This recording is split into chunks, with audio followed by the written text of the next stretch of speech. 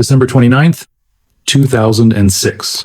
No parades, no speeches, no history books rewritten. On that day, the British government quietly wired money to the United States Treasury. $83 million. Not for a new war, not for aid, not for interest on a modern loan. It was the final payment for World War II. 61 years after victory, Britain finished paying for surviving it. 3 generations paid the bill. People who weren't alive when the bombs fell. Children of soldiers, grandchildren of ration lines. Taxpayers born into peace, still settling a war their country supposedly won. That number doesn't appear in classrooms. It doesn't fit the story we're told. The story where World War II ends in celebration. The story where Britain stands victorious, shoulder to shoulder with its greatest ally. But victories don't usually come with invoices, and yet this one did. Because the war didn't end financially in 1945, it ended on paper. Quietly. Through contracts, clauses, and interest schedules that lasted longer than the empire itself. This is not a story about tanks or battles. It's a story about debt, and how survival can be the most expensive outcome of all. So ask yourself this: why does a war victory end with a bill? Britain won the war. That's the line everyone remembers. The photographs show cheering crowds, flags in the streets, Churchill waving from a balcony, victory framed as triumph, strength, moral clarity. But victory is a strange word when your cities are rubble, your economy is hollowed out, and your future is already mortgaged. For Britain, winning didn't feel like conquest. It felt like making it through the night, like holding on just long enough not to collapse. The factories were exhausted. The population was rationed and worn down. The empire was still standing, but only in shape, not in strength. This wasn't a nation celebrating success, it was a nation catching its breath. And that distinction matters, because there's a difference between winning and surviving. Winning leaves you stronger. Survival just means you're still alive. And survival often comes with conditions. Britain didn't walk out of the war richer, freer, or more powerful. It walked out standing, but leaning heavily on someone else. And the price of that support had already been set. So here's the uncomfortable thought that history prefers to skip. What if surviving was the most expensive outcome of all? Before the war, Britain wasn't a fading power clinging to the past. It was the center of the world's economy. In 1939, London was where money moved. The pound sterling wasn't just currency, it was trust. Governments held it, traders settled in it, entire economies depended on it. Britain owned railways in South America, mines in Africa, plantations in Asia. Its investments stretched across oceans, its ships connected markets, its banks financed trade on every continent. On paper, Britain looked unstoppable. It controlled nearly a quarter of the world's land surface, not through chaos, but through systems, trade networks, financial agreements, imperial preference. Gold sat in its vaults. Overseas investments generated steady income. This wasn't brute force wealth. It was structured, accumulated, deeply embedded power. Think of it like a balance sheet before a collapse. Assets everywhere, revenue flowing, confidence high. And that's what made what came next possible. Because empires don't fall from nothing, they fall from height. The higher the position, the more valuable the assets. And when pressure comes real, those assets become leverage. Britain didn't enter the war poor. It entered rich, which is exactly why it had so much to lose. Empires don't fall from zero, they fall from the top. When the war began, the United States called itself neutral. That word carried comfort, safety, distance. America would stay out of Europe's bloodshed. That's how it was sold to the public. But neutrality didn't mean disengagement. It meant something else entirely. It meant rules. Under the Neutrality Acts, Britain could still buy American weapons, fuel, steel, aircraft, everything it needed to survive. But there was a condition: no loans, no credit, no favors, cash, upfront. And Britain had to transport everything itself. Cash and carry. It sounded fair, even principled. Why should American taxpayers pay for a foreign war? But in practice, it was a financial vice. Every plane Britain bought drained its dollar reserves. Every shipload of oil meant more gold, leaving London. Every contract shortened the runway. Neutrality didn't stop the war from costing Britain. It ensured Britain paid immediately, relentlessly, with no delay. This wasn't ideology. It was leverage. America stayed officially out of the fighting, while positioning itself as the only store open during a global emergency. And stores don't give things away when demand is absolute. Neutral didn't mean harmless. It meant Britain paid for survival day by day until there was nothing left to pay with. By the summer of 1940, Britain's balance sheet wasn't just shrinking, it was bleeding. So the government made a decision that would have been unthinkable in peacetime. They called it Operation Fish. Quietly, under cover of war, Britain began loading its gold reserves onto ships. Not symbolically, physically, gold bars, securities. The financial backbone of an empire, packed into crates and lowered into shipholds. These vessels didn't sail through calm waters. German U-boats hunted the Atlantic relentlessly. One torpedo, one mistake, and centuries of accumulated wealth would sink to the ocean floor. But Britain had no alternative. Cash and carry meant the bills were due now, and this gold was all that remained. So the empire shipped its future across the sea to be stored in Canadian and American vaults. Far from London, this wasn't investment. It wasn't strategy. It was liquidation under fire. Once that gold left Britain's shores, something changed. Power doesn't just reside in armies or flags. It lives in reserves, in options, in the ability to say no. And Britain had just given all of that up. Once the gold left, there was no way back. In December 1940, Winston Churchill picked up his pen and wrote what would become the most famous letter of his career. It's usually taught as a plea, a desperate appeal from one leader to another. Britain standing alone, bombs falling, help requested in the name of freedom. But read the words carefully, and the tone shifts. Churchill wasn't asking for assistance. He was admitting something far more dangerous. Britain was broke, not struggling, not stretched, bankrupt. The treasury had no dollars left. The gold had been shipped. The reserves were gone. This was not a negotiation between equals. It was a disclosure of weakness. Once that admission crossed the Atlantic, the balance of power shifted permanently. Because when you tell someone you cannot pay, you also tell them you cannot refuse. From that moment on, every conversation was framed by desperation. Every offer came with conditions, and every condition was accepted because the alternative was collapse. This wasn't a request. It was a confession. The story that followed was carefully packaged for the public. President Roosevelt explained it with a simple image. If your neighbor's house is on fire, you don't sell him a garden hose, you lend it to him. When the fire is out, he gives it back.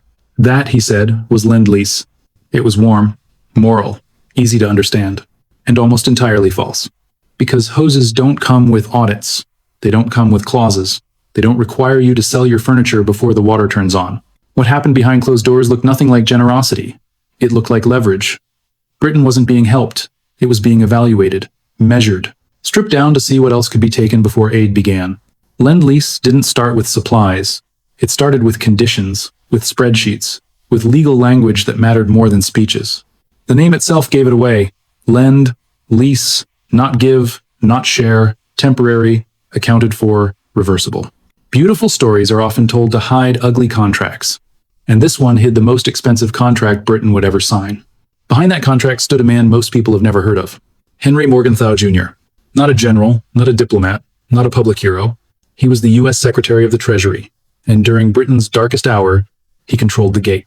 Morgenthau didn't speak in moral language, he spoke in numbers, balance sheets, conditions. To him, this wasn't a war story, it was a financial one. And financial stories have rules.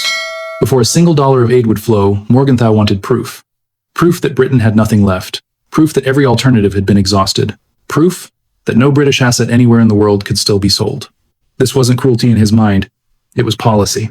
Why, he asked, should American taxpayers subsidize a war if Britain still owned factories, companies, investments, or income streams? If assets existed, they should be liquidated first. Only then would aid be justified.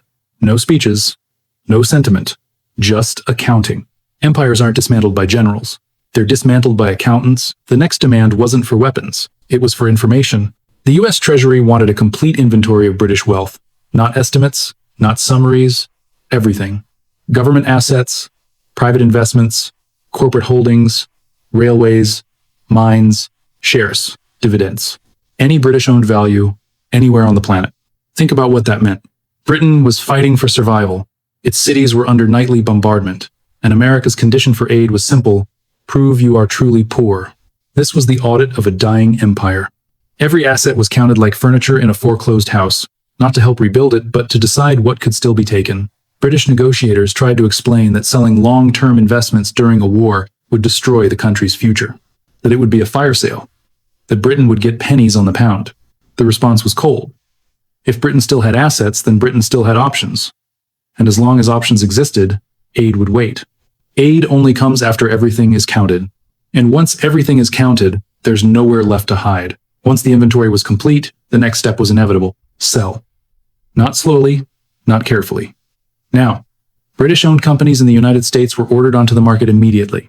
There was no time to negotiate, no room to wait for better prices. Everyone knew Britain had to sell. And when a seller has no choice, the buyer sets the terms. One case made the logic brutally clear.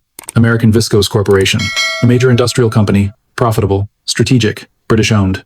It generated steady income that flowed back to London every year. Exactly the kind of asset a country keeps during hard times. The US Treasury demanded it be sold. The British government resisted. Selling under wartime pressure would slash its value. But the message was blunt. Sell or lend. Lease dies in Congress. No sale, no aid.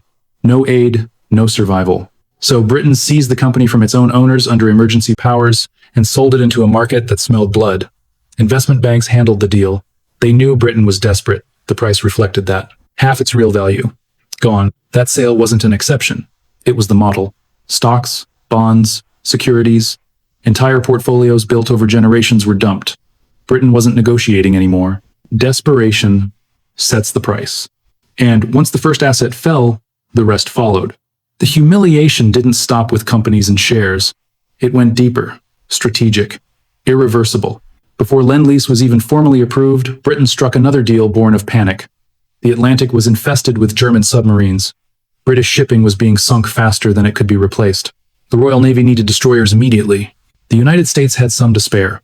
Old ones, left over from the previous war, rusting in ports, barely seaworthy. Britain took them anyway. In exchange, it gave something far more valuable. 99-year leases on military bases across the Atlantic world, Newfoundland, Bermuda, the Bahamas, Jamaica, Trinidad, British Guiana, gateways, choke points, entire arcs of the Western Hemisphere. Think about the trade. Scrap metal for global reach, obsolete ships for permanent positioning. Those bases became the backbone of American military power beyond its borders. They allowed the United States to project force across oceans long after the war ended. Britain didn't just give up equipment. It gave up space, influence, control. This wasn't defense. It was foreclosure. And Britain signed because there was no other option left. Hidden inside the legal language of Lend-Lease was a clause that sounded harmless, technical, almost boring. Article 7? It didn't mention empires. It didn't mention power. It talked about trade, about fairness, about removing discriminatory practices after the war was over. But those words carried a weapon. For Britain, discriminatory practices weren't exploitation. They were survival. Imperial preference was the system that held the empire together economically. British goods were given favorable treatment across imperial markets. Canada, Australia, India, Africa, these regions bought British products because tariffs made them cheaper than foreign competitors. That system protected British industry. It guaranteed demand. It kept factories alive. Article 7 required it all to be dismantled. After the war, Britain would open its markets. No preference, no protection. American companies would compete freely across the empire, and American companies were bigger, faster, more efficient, and better capitalized. British negotiators understood exactly what this meant. They said so plainly. This clause would end the empire as an economic unit. It would hollow it out from the inside. But while they debated clauses, bombs were falling. Cities burned, ships sank, food ran low. So Britain signed. The deadliest weapon of the war wasn't a bomb. It was a paragraph. And it detonated years later. While Britain was tearing itself apart to survive, something very different was happening across the Atlantic. American factories were not being bombed. American cities were not rationed. American industry was expanding at full speed. The war didn't just mobilize the United States, it transformed it. Steel mills ran day and night. Assembly lines produced bombers, tanks, ships, then refrigerators, radios, cars. American factories supplied the battlefield and the marketplace at the same time. Britain, meanwhile, had converted almost every inch of industrial capacity to war production. Civilian exports vanished. Long-standing trade relationships were abandoned. And someone stepped into the empty space. American companies did. Markets Britain had built over decades in Latin America, Africa, Asia, were quietly captured. Not with flags, with contracts. While British factories made Spitfires, American factories made Spitfires and sold consumer goods to the world Britain no longer served. This wasn't shared sacrifice. It was replacement. By the end of the war, gold that once sat in London rested in American vaults. Financial gravity shifted west. The pound weakened. The dollar hardened. War doesn't just destroy.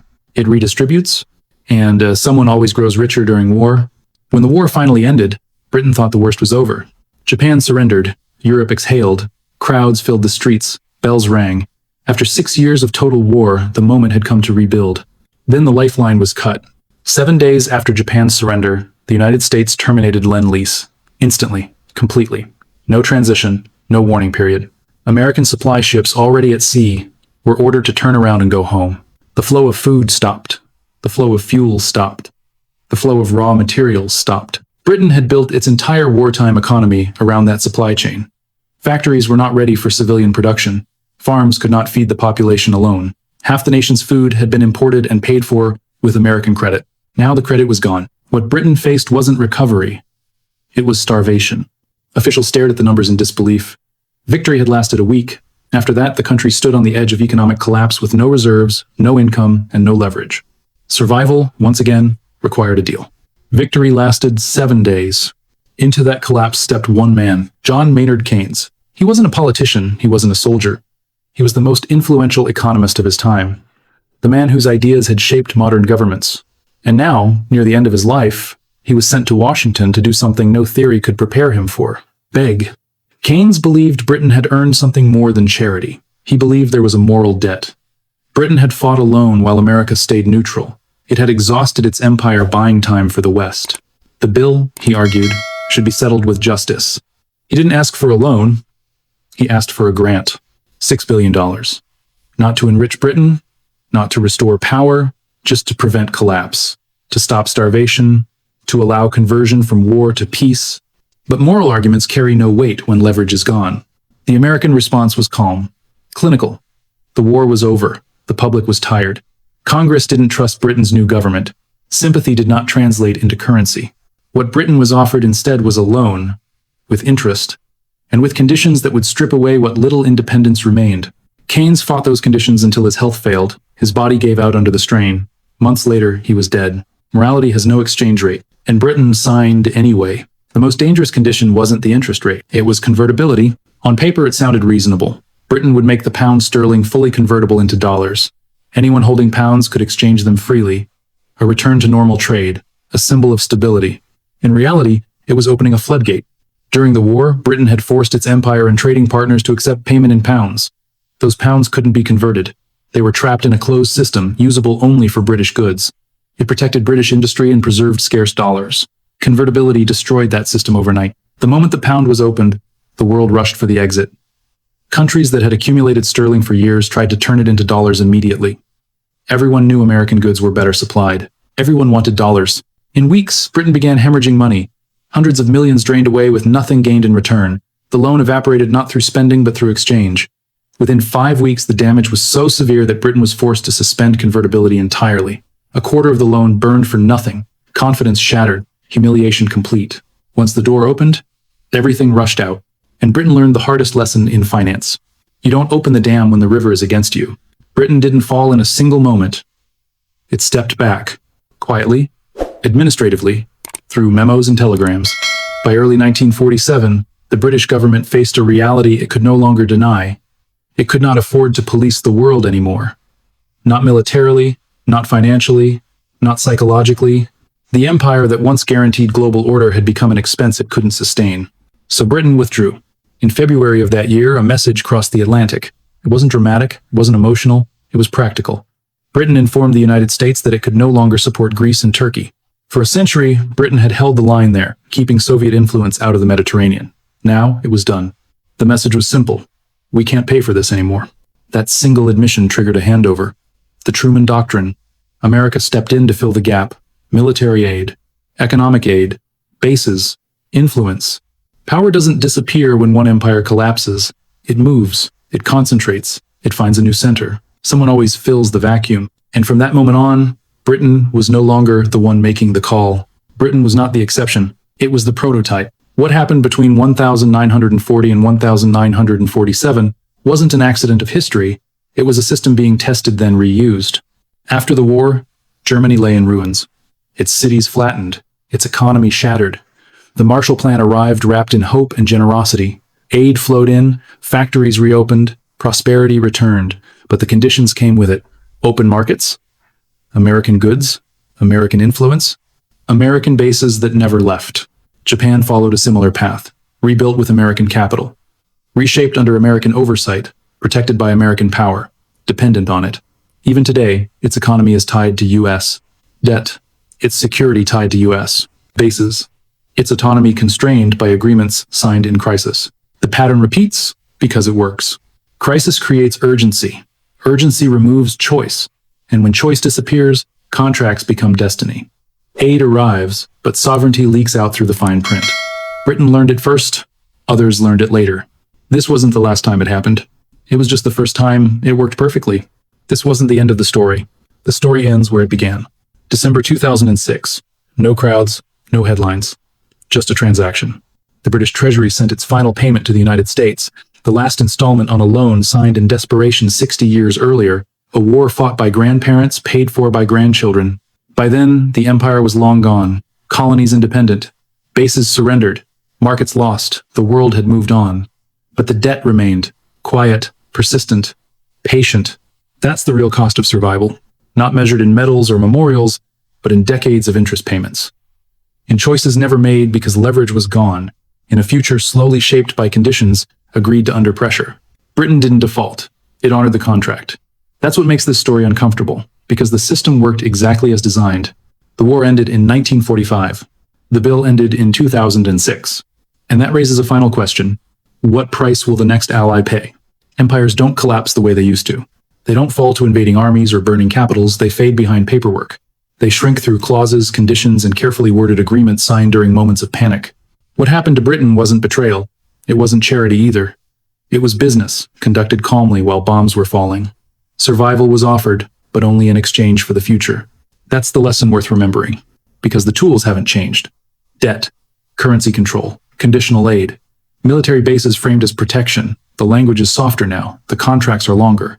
But the logic is the same. When a nation is desperate, it doesn't negotiate well.